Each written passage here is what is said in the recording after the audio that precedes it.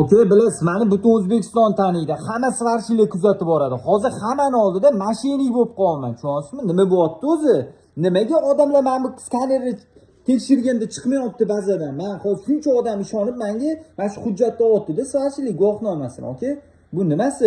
Nima bu narsa dili obunachiligi? Mana okey. License Go ofitsialniy anaqasi nima? Boti. Anaqa yordamchi boti. Savol yozsangiz javob berishadi. Mana License Go saytidan o'z litsenziyamizni tekshirish QR kodini skaner qilsak, sayt ishlamayapti, hech narsa chiqmayapti. Kabinetdan qarasak, faol bo'lib turibdi, lekin umuman boshqa litsenziyalar ham chiqmayapti. Dedim.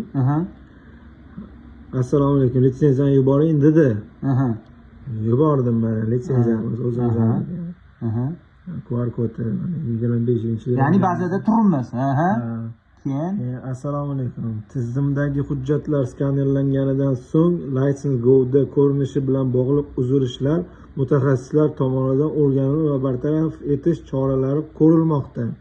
Keltirilgan noqulayliklar uchun uzr so'raymiz.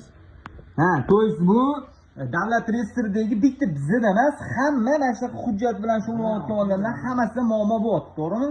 Ne bo'yida mana ko'rdingiz o'zingizdan. Mana kiramiz, License Go ofitsialniy sayti. Qarang-da. Sayt ishlayapti bo'lni. Sayt ishlayapti, lekin ba'zi bilan ulanmay qolgan. Mana 0. Oldin buni to'lib turardi, 80% qabul qilindi. Значит, bizda hech qanaqa ayb yo'q, to'g'rimi? Yo'q, umuman. Okeylar, mana hozir ko'rdinglar, ba'zani ham tekshirdik. Nima, davlat reyestri bilan bog'landik, okeylar?